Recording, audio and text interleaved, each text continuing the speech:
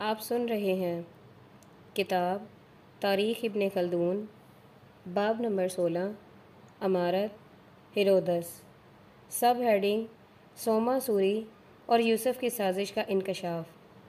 ابن کریون کا بیان ہے کہ ہیرودس کے بیت المقدس میں آنے کے بعد اس کے متعلقین قلعہ سکندرونہ سے اپنے بہنوئی یوسف اور سوما سوری کے ہمراہ بیت المقدس آئے۔ چونکہ انہوں نے ہیرودس کا راز اور ہرکانوس اور ارسطبلوس کے واقعات، قتل ہیرودس کی بیوی اور ساس سے کہہ دیے تھے، اس وجہ سے وہ دونوں سورما سوری کے بے حد ممنون اور اس کے مانوس ہو رہی تھیں۔ پھر ہیرودس کی بہن نے اس کی بیوی مریم کو سوما سوری کے ساتھ متہم کیا، لیکن ہیرودس کو اس امر کا یقین نہ ہوا، کیونکہ اولاً ان دونوں میں پہلے سے جھگڑا چلا آ رہا تھا، اور ثانیاً ہیرودس کو اپنی بیوی کی پاک دامنی پر پورا بھروسہ تھا۔ سب ہیڈنگ یوسف اور سوما سوری کا قتل۔ کچھ عرصہ بعد ہیرودس کو سوما سوری اور اس کے بہنوئی کی سازش سے آگاہی ہوئی تو اس کا وہ شبہ قوی ہو گیا جو اس کی بیوی کی طرف سے اس کی بہن نے پیدا کرنا چاہا تھا، مگر تاہم تامل اور غور سے کام لیتا رہا، یہاں تک کہ بعض عورتوں نے اس کی بہن کے اشارے سے یہ بیان کیا کہ مریم تیرے کھانے میں سوما اور یوسف کی سازش سے زہر ملانا چاہتی ہے۔ ہیرودس نے اس کی خفیہ تحقیقات کی اور اس واقعے کو صحیح پا کر اپنے بہنوئی یوسف اور سوما سوری کو اسی دن قتل کر ڈالا۔ سب ہیڈنگ مریم اور سکندرا کا خاتمہ۔ اپنی بیوی کو پہلے تو چھوڑ دیا، مگر پھر کچھ سوچ سمجھ کر اسے بھی مار ڈالا، اور پھر اپنے کیے پر پشیمان ہوا۔ اس کے بعد اسی قسم کی افواہیں خبریں اس کی ساس سکندرونہ کی نسبت بھی سنی گئیں۔ اس نے اسے بھی قید خانہ سے آزاد کر کے دوسرے عالم میں پہنچا دیا، اور اروم میں اپنے بہنوئی کی جگہ ایک دوسرے شخص کو مقرر کیا گیا جس کا نام کرسوس تھا، اور اسی کے ساتھ اپنی بہن کا عقد کر دیا۔ سب ہیڈنگ کرسوس کا قتل۔ کرسوس اروم پہنچ کر دین موسوی سے منحرف ہو گیا اور اس طریقے کو ترک کر دیا جس کی تعلیم اسے ہرکانوس نے کی تھی، اور اہل روم کو بت پرستی کی طرف مائل کر دیا، اور ہیرودس کی بہن کو طلاق دے دی۔ ہیرودس کی بہن اپنے بھائی کے پاس چلی آئی اور ان تمام واقعات سے اسے مطلع کیا، اور یہ بھی ظاہر کیا کہ کرسوس کے پاس بنی حسمنائی کے وہ لوگ جمع ہو رہے ہیں جو 12 برس سے سلطنت و حکومت کی خواہش کر رہے ہیں۔ ہیرودس یہ سن کر سخت برہم ہوا اور اسی وقت اروم کی طرف بڑھا، اور وہاں پہنچ کر کرسوس کو گرفتار کر کے قتل کر ڈالا۔ سب ہیڈنگ بنی حسمنائی کے سازشیوں کا قتل۔ بنی حسمنائی کے ان لوگوں کو سر دربار طلب کر کے ان کے لیے سزائے موت تجویز کی گئی جو کرسوس کے پاس ملک و سلطنت کی تمام میں جمع ہو رہے تھے۔ ان کے علاوہ یہودیوں کے اور بھی چند نامی سرداروں اور رئیسوں کو قتل کیا جو اس کے خلاف کرسوس سے سازش رکھتے تھے۔ اس واقعے کے بعد ہیرودس کی حکومت مستحکم ہو گئی اور لوگوں پر اس کا رعب چھا گیا۔ سب ہیڈنگ ہیرودس کے خلاف عوام میں ناراضگی۔ اس کے بعد اس میں بے دینی آ گئی، وسا یا توریت پرستی سے عمل کرنے لگا، بیت المقدس کی شہر پناہ درست کرائی، اور ایک مکان بنوا کر اس میں مختلف قسم کے صراحی جانور چھوڑ دیے۔ کبھی کبھی ان جانوروں سے لڑنے کے لیے آدمی چھوڑ دیے جاتے تھے۔ عوام الناس کو اس کا یہ فعل ناگوار گزرا۔ اہل دولت نے اس کے قتل کی فکر کی لیکن ناکام رہے۔ ہیرودس چونکہ لوگوں کے حالات معلوم کرتا اور ان کا نگران رہتا تھا، اس وجہ سے اس کی حیت عوام الناس کی نظروں میں دو چند بڑھ گئی۔ اس کے عہد حکومت میں یہود میں سے ربانیوں کا بہت بڑا دورہ تھا، اور گروہ عباد معروف باحیثیت کو بھی اس کے کاموں میں دخل تھا، اور ان کی مناجیم نامی پیشوائی کر رہا تھا جس نے اس کے لڑکپن میں ہی حکومت و سلطنت کی پیش گوئی کی تھی اور اس کی قوم کے حق میں دعا کی تھی۔ چنانچہ ایسا ہی ہوا۔ سب ہیڈنگ بیت المقدس میں قحط۔ اتفاق کے وقت سے جب ہیرودس کے زمانہ حکومت میں قحط پیدا ہوا اور خلق اللہ گرانی و غلہ دستیاب نہ ہونے کی وجہ سے بھوکوں مرنے لگی، تو اس نے غلے کے ذخیرہ کھول دیے اور تمام اطراف و جوانب میں غلہ پھیلا دیا۔ کیسر نے بھی قحط کا حال سن کر مصر اور روما کے اطراف سے بیت المقدس کی طرف غلہ بھیجنے کی منادی کرا دی اور براہ دریا کشتیاں غلے بھری ہوئی بیت المقدس بھیجنے لگا۔ ہیرودس کو اس سے بہت تقویت مل گئی اور اس نے قحط کا نہایت معقول انتظام اور بندوبست کیا۔ بوڑھے، یتیم، بچے، بیوہ، عورتوں، مساکین، فقراء، محتاجین کے لیے روزانہ غلہ پہنچاتا رہا۔ اپنی قوم کے علاوہ دوسرے مذہب کے 50,000 آدمیوں کو یومیہ کھانا دیتا تھا، یہاں تک کہ قحط بالکل ختم ہو گیا اور تمام عالم میں اس کا ذکر نیک نامی سے ہونے لگا۔ سب ہیڈنگ: بیت المقدس کی دوبارہ تعمیر۔ ابن قریون کہتا ہے کہ جب اس کی حکومت مستقل ہو گئی اور اس کے غلبے کو لوگوں نے تسلیم کر لیا تو اس نے بیت المقدس کو اس حیت و شکل پر بنانے کا ارادہ کیا جس صورت پر سلیمان علیہ السلام ابن داؤد نے بنوایا تھا، کیونکہ جس وقت یہود کورش کی اجازت سے بیت المقدس واپس آئے تھے تو بیت المقدس بنانے کے لیے ایک مقدار معین کر دی گئی تھی جو کہ سلیمان علیہ السلام کی حدود تک نہ پہنچی تھی۔ ہیرودس نے تعمیر کرانے سے پہلے آلات و اسباب اور صنائین کو 6 برس کی مدت میں جمع کیا اور 1000 کاہنوں کو قدس شریف کے گرد بٹھا دیا تاکہ کوئی اس میں نہ آنے پائے۔ اس کے بعد اس نے بیت المقدس کو منہدم کرا کے جناب سلیمان علیہ السلام کی تعمیر کے مطابق 8 برس کے عرصے میں از سر نو بنوایا اور بعض مقامات پر جیسا کہ اس کے دل نے چاہا کسی قدر اضافہ بھی کیا۔ جب بیت المقدس بن کر تیار ہو گیا تو اس نے قربانیاں کی اور مدتوں فقراء و مساکین کو کھانے کھلواتا رہا۔ یہ زمانہ اس کی حکومت کے بہترین زمانوں میں شمار کیا جاتا ہے۔ سب ہیڈنگ: سکندر اور ارسطبلوس کی ہیرودس سے ناراضگی۔ ابن قریون کہتا ہے کہ اس کے بعد اللہ تعالیٰ نے ہیرودس کو اس کی اولاد کے قتل میں مبتلا کیا، اس طرح پر کہ مریم بنت سکندرہ کے بطن سے اس کے 2 لڑکے تھے، ایک کا نام سکندر اور دوسرے کا نام ارسطبلوس تھا۔ یہ دونوں بھائی اپنی ماں کے قتل کے وقت روما میں رومی زبان سیکھ رہے تھے۔ جب یہ دونوں روما سے واپس آئے اور اپنی ماں کے مارے جانے کا حال سنا تو انہیں اپنے باپ ہیرودس سے کینہ پیدا ہو گیا۔ ہیرودس کا لڑکا ایک اور بھی تھا جو اپنے دادا انتفتر کے نام سے موسوم تھا۔ اس کو اس کی ماں ارسیس نے مریم کی وجہ سے ایک دوسرے شہر میں ٹھہرا رکھا تھا۔ جب مریم قتل کر دی گئی اور ارسیس ہیرودس کی آنکھوں میں زیادہ عزیز ہوئی تو اس کا لڑکا انتفتر قدس شریف آیا۔ ہیرودس نے اسے اپنا ولی عہد بنا لیا۔ اس نے مصلحتاً اپنے دونوں بھائی سے آمد و رفت اور مراسم برابر جاری رکھے، اس خیال سے کہ یہ دونوں اپنے باپ کے قتل کرنے کی فکر میں تھے۔ سب ہیڈنگ: سکندر اور ہیرودس میں مصالحت۔ کچھ عرصہ بعد ہیرودس ان دونوں سے ناراض ہو کر اوگسطس قیصر کی طرف چلا گیا اور اس کے ہمراہ اس کا لڑکا سکندر بھی تھا۔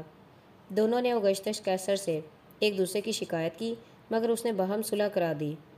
اس وجہ سے ہیرودس بیت المقدس واپس آیا اور اسے اپنے تینوں لڑکوں پر تقسیم کر دیا۔ ان کو عام آدمیوں کی وصیت کی اور ان سے میل جول نہ رکھنے کا عہد لیا، اس خوف سے کہ ان کے باہمی میل جول سے کوئی بات نہ پیدا ہو۔ سب ہیڈنگ: انتفتر کی ریشہ دوانی۔ انتفتر اس کے باوجود بظاہر اپنے دونوں بھائیوں سے ملتا رہا اور در پردہ ان کے مخالف کارروائی کرتا رہا۔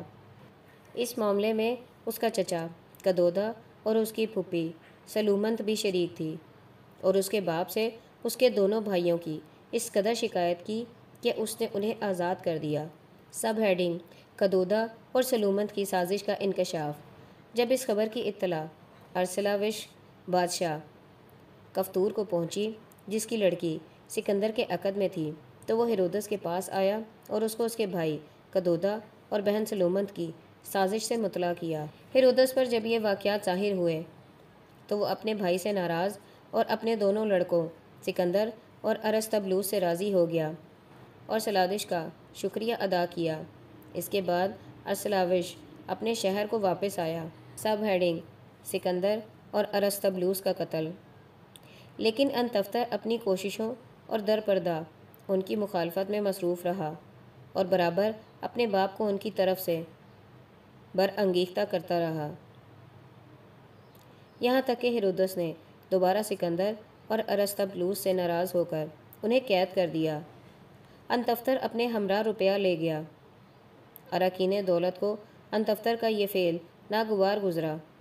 انتفتر نے ان کی بھی شکایت اپنے باپ ہیرودس سے کر دی اور یہ ثابت کر دیا کہ ان بعض اراکین دولت نے سکندر کی سازش کے ذریعے حجام سے تیری موت کی فکر کی ہے اور اس کے عوض اسے بہت سارا مال و اسباب دینے کے لیے کہا ہے۔ ہیرودس نے اراکین دولت کو اور ان کے خاندان والوں اور اس حجام کو قتل کر ڈالا۔ اس کے بعد اپنے دونوں لڑکوں سکندر اور ارسطبلوس کو قید کر کے مصطبہ پر پھانسی دے دی۔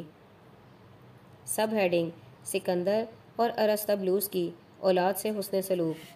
سکندر کے 2 لڑکے ارسلاوش کے بطن سے تھے، ایک کا نام کوجان اور دوسرے کا نام سکندر تھا، اور ارسطبلوس کے 3 لڑکے آرباس، ہیرودس، استرویلوس تھے۔ ہیرودس اپنے لڑکوں کے قتل کے بعد بہت پشیمان ہوا اور ان کی اولاد پر حد سے زیادہ مہربان ہوا۔ کوجان بن سکندریہ کا عقد اپنے بھائی قدودہ کی لڑکی سے ارسطبلوس کی لڑکی کا عقد انتفتر کے لڑکے سے کر دیا اور اپنے بھائی قدودہ اور لڑکے انتفتر کو ان کی کفالت اور ان کے ساتھ باسلوک پیش آنے کا تاکیدی حکم دیا، لیکن ان دونوں کو ہیرودس کا یہ حکم ناگوار گزرا، چنانچہ انہوں نے اس حکم کی پابندی نہ کی اور موقع پا کر ہیرودس کو قتل کر ڈالنے کا باہم عہد و پیما کر لیا۔ سب ہیڈنگ: قدودہ کی اسیری و خاتمہ۔ کچھ عرصہ بعد ہیرودس نے انتفتر کو اوگسٹس قیصر کے پاس کسی ضرورت سے بھیج دیا۔ اس کے چلے جانے کے بعد قدودہ کے سازش و ارادے سے آگاہی ہو گئی۔ اس نے قدودہ کو اس کے مکان میں قید کر دیا۔ قدودہ قید میں بیمار ہو کر مر گیا۔ سب ہیڈنگ: انتفتر کی سازش کا انکشاف۔ ہیرودس کو اس کے مرنے پر یہ معلوم ہوا کہ انتفتر اور قدودہ نے ارسیس انتفتر کی ماں سے روبرو باہم عہد و پیما کیا تھا اور انتفتر کے خزانچی کے ذریعے سے اس کے قتل کی فکر کی تھی۔ ہیرودس نے خزانچی کو طلب کر کے استفسار کیا۔ خزانچی نے تمام حال کہہ دیا اور یہ بھی بتا دیا کہ تیرے قتل کے لیے مصر سے زہر منگوایا گیا تھا اور وہ اس وقت تک قدودہ کی بیوی کے پاس موجود ہے۔ قدودہ کی بیوی بھی شہادت کی غرض سے بلائی گئی۔ اس نے بھی اس امر کا اقرار کیا اور یہ کہا کہ قدودہ نے انتقال کے وقت اسے ضائع کرنے کی ہدایت کی تھی۔ میں نے تمام زہر ضائع کر دیا ہے، البتہ اس میں سے کسی قدر باقی ہے۔ ہیرودس نے اس سے وہ زہر لے لیا اور انتفتر کو دوبارہ قیصر سے طلب کیا۔ اثناء راہ میں انتفتر نے بھاگنا چاہا مگر ہیرودس کے ملازمین نے اسے بھاگنے نہ دیا۔ سب ہیڈنگ: انتفتر کا قتل۔ انتفتر جس وقت بیت المقدس پہنچا، ہیرودس نے ایک مجمع عام میں اسے بلایا۔ اس جلسے میں اوگسٹس کا سفیر اور اس کا کاتب نفانوس بھی موجود تھا۔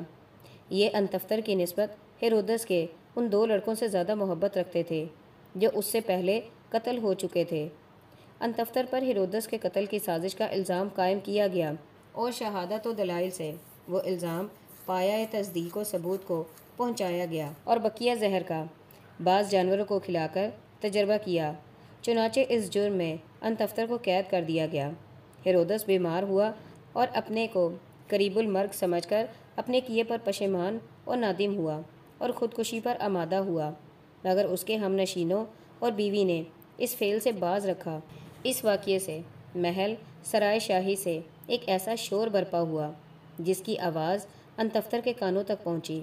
انتفتر قید خانہ سے نکلنا چاہتا تھا مگر مخالفین نے اسے نکلنے نہ دیا اور اس کی اطلاع ہیرودس کو کر دی۔ ہیرودس نے اسی وقت اس کے قتل کا حکم دے دیا۔ اس کے قتل کے 5ویں روز 70 برس کی عمر میں 45 سال حکومت کر کے خود بھی مر گیا۔ انتقال کے وقت اپنے لڑکے ارکلاوش کو اپنا ولی عہد کر گیا۔ سب ہیڈنگ: ارکلاوش کی جانشینی۔ ہیرودس کے مرنے کے بعد اس کا کاتب نیکانوس باہر آیا اور مجمع عام میں وہ عہد نامہ پڑھا جو ہیرودس نے ارکلاوش کی ولی عہدی کے بارے میں لکھا تھا اور ان لوگوں کو ہیرودس کی انگوٹھی دکھائی۔ لوگوں نے ارکلاوش کے ہاتھ پر بیعت کی۔ پھر ہیرودس کا جنازہ بڑی دھوم سے اٹھایا گیا اور نہایت اہتمام سے دفن کر دیا گیا۔ سب ہیڈنگ: ارکلاوش کی روم میں طلبی و مراجعت۔ ارکلاوش نے تخت پر بیٹھتے ہی قیدیوں کو آزاد کر دیا، جس سے اس کی حکومت مستقل ہو گئی۔ عوام الناس ہیرودس پر طعنہ و تشنیع کرنے لگے۔ کچھ عرصہ بعد جب ارکلاوش انہیں قتل و تباہ کرنے لگا تو انہوں نے اس کی بھی مخالفت شروع کی۔ کیسر کے پاس اس کی شکایت لے کر گئے۔ کیسر نے ارکلاوش اور اس کے کاتب نکانوس کو طلب کر کے ان کی شکایتیں پیش کیں۔ اس نے ان کے دعوے مسترد کر دیے۔ رؤسا روم نے ارکلاوش کے بحال رکھنے کی رائے دی اور اس وجہ سے کیسر نے اسے حکومت پر بحال رکھا اور قدس شریف واپس کر دیا۔ سب ہیڈنگ: ارکلاوش کی معزولی و اسیری۔ ارکلاوش واپسی کے بعد یہودیوں پر بہت سختی سے پیش آنے لگا اور اپنے بھائی سکندر کی بیوی سے عقد کر لیا، حالانکہ اس کے بطن سے اس کی اولاد تھی۔ سکندر کی بیوی عقد کرتے ہی مر گئی اور یہودیوں نے اس کی شکایت کیسر تک پہنچا دی۔ کیسر نے اپنا ایک سپہ سالار روم سے بیت المقدس روانہ کیا۔ اس سپہ سالار نے کیسر کے حکم کے مطابق ارکلاوش کو اس کی حکومت کے 7ویں برس قید کر کے روما بھیج دیا۔ سب ہیڈنگ: انتیفس کے خلاف علماء یہود کا احتجاج۔ یہودیوں پر اس کے بھائی انتیفس کو حاکم بنایا۔ یہ ارکلاوش سے زیادہ بدخصلت اور شریر تھا۔ اس نے بھی اپنے بھائی فلکوس کی بیوی سے عقد کر لیا، حالانکہ اس کے 2 لڑکے اس کے بطن سے تھے۔ علماء یہود اور کاہنوں نے اس کی مخالفت کی، جن میں یوحنا، یحییٰ بن زکریا علیہ السلام بھی تھے، جن کو اس نے ایک گروہ کے ساتھ قتل کر ڈالا۔ یہی نصرانیوں کے یہاں معتمد کہلاتے ہیں، کیونکہ انہوں نے بزم نصارہ عیسیٰ علیہ السلام کو اصطباغ تبسمہ دیا تھا۔ سب ہیڈنگ: تبریانوس کا یہودیوں پر ظلم و تشدد۔ اس کے زمانہ حکومت میں اوگسٹس کیسر کا انتقال ہوا اور اس کی جگہ تبریانوس تخت حکومت پر بیٹھا۔ یہ نہایت بد مزاج کمینہ خصلت تھا۔ اس نے اپنے سپہ سالار بئیلاس کو سونے کا ایک بت دے کر قدس شریف بھیجا تاکہ یہود اس کی پرستش کریں۔ یہودیوں نے اس بت کی پرستش سے انکار کیا اور اس پر بئیلاس نے ان میں سے ایک گروہ کو قتل کر ڈالا۔ یہودی جمع ہو کر اس کے مقابلے پر آئے اور اسے مار بھگایا۔ سب ہیڈنگ: انتیفس کی جلاوطنی۔ تبریانوس نے 1000 لشکر دوسرے سپہ سالار کے ساتھ روانہ کیا۔ انتیفس کو گرفتار کر کے تبریانوس کے پاس بھیج دیا اور اس نے انتیفس کو اندلس کی طرف جلاوطن کر دیا اور وہاں جا کر مر گیا۔ اس کے بعد یہودیوں پر اریاس بن ارسطبلوس مقتول حکومت کرنے لگا۔ سب ہیڈنگ: بیت المقدس میں قربان گاہ اور بت خانہ کی تعمیر۔ اسی کے زمانہ حکومت میں تبریانوس کیسر مر گیا اور نبروش حکومت کی کرسی پر بیٹھا۔ یہ ان سب سے زیادہ شریر تھا جو اس سے پیشتر گزر چکے تھے۔ اس نے ایک مذبح، قربان گاہ اور بت خانہ بنوایا۔ یہودیوں کے علاوہ باقی سب نے اس کے مذبح اور بت خانہ کی پرستش کی۔ نبروش نے یہود کو زیر و زبر کرنے کے لیے افیلو حکیم کو ایک لشکر کے ساتھ روانہ کیا۔ اس نے یہود کو تنگ اور بے حد مجبور کیا۔ اسی اثنا میں اس کی بد افعالی اور بد کرداری سے اہل دولت نے دفعتاً نبروش پر حملہ کر کے قتل کر ڈالا اور اس کی لاش کو جنگل میں سر راہ پھینک دیا، جسے جنگلی کتوں نے کھا لیا۔ سب ہیڈنگ: قربان گاہ اور بت خانہ کا انہدام۔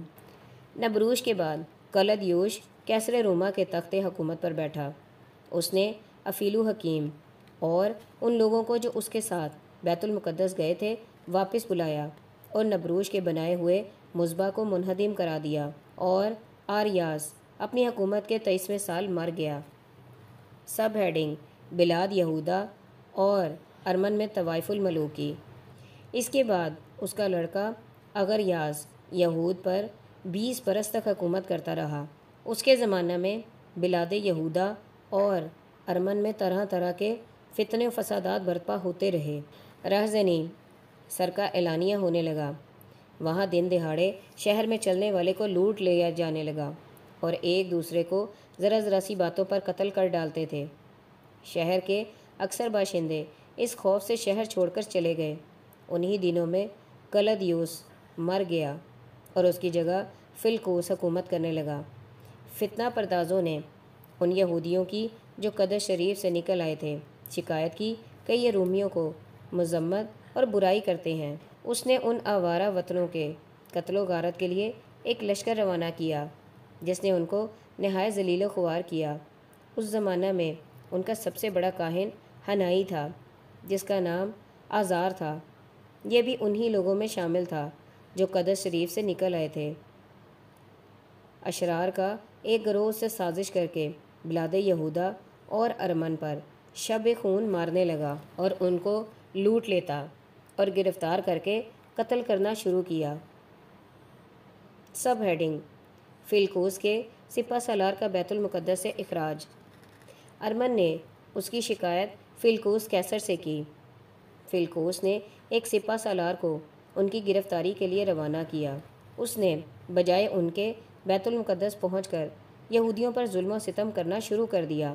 یہودیوں نے فلکوس کے سپہ سالار کو بیت المقدس سے نکال دیا اور اس کے ساتھیوں میں سے ایک گروہ کو مار ڈالا۔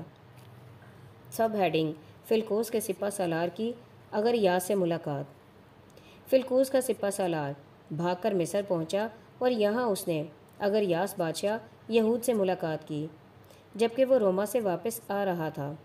فلکوس کے سپہ سالار نے اس سے یہودیوں کی شکایت کی اور جب یہ بیت المقدس پہنچا تو یہودیوں نے فلکوس کے سپہ سالار کے ظلم و جور کی شکایت کی اور اس کی مخالفت کا ارادہ ظاہر کیا۔ اگریاس نے انہیں نرمی کے ساتھ اس فعل سے باز رکھنا چاہا یہاں تک کہ اس کی خبر قیصر کے کانوں تک پہنچی۔ پھر آزار انائی نے موقع مناسب دیکھ کر ان رومیوں پر حملہ کر دیا جو اگریاس کے ہمراہ آئے تھے اور ان کو چن چن کر ان کے سپہ سالاروں کے ساتھ مار ڈالا۔ سب ہیڈنگ: دمشق و کیساریہ کے یہودیوں کا قتل عام۔ یہ امر یہود کے سرکردہ لوگوں کو ناگوار گزرا۔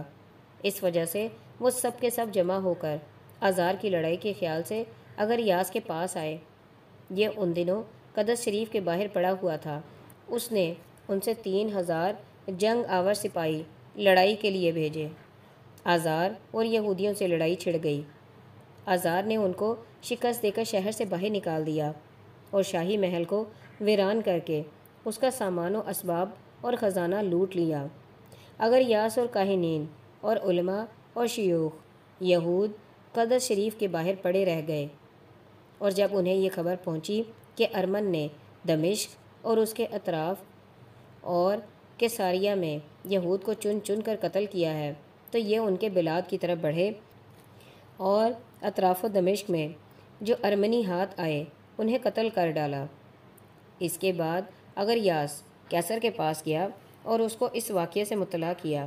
اس نے اپنے اس سپہ سالار کو ارمن کی طرف جانے کو لکھا جو فارس سے لڑائی کرنے گیا تھا۔ سب ہیڈنگ: رومی سپہ سالار اور آزار کی جنگ۔ چنانچہ سپہ سالار روم فارس پر فتح یابی حاصل کرنے کے لیے ارمن کے بلاد کی طرف بڑھا۔ اس اثنا میں دوسرا فرمان اس مضمون کا صادر ہوا کہ ارمن سے اعراض کر کے اگریاس کے ہمراہ قدس شریف کی جانب روانہ ہوا۔ جن شہروں پر ہو کر گزرا ان کو ویران کرتا گیا یہاں تک کہ وہ آزار سے بھڑ گیا۔ آزار کو پہلی لڑائی میں ناکامی ہوئی، اس وجہ سے وہ شکست اٹھا کر قدس شریف چلا آیا اور سپہ سالار روم اور کیستا والی کیساریہ بیت المقدس کے باہر کھڑے رہے۔ پھر آزار نے یہودیوں کو جمع کر کے ان پر حملہ کیا۔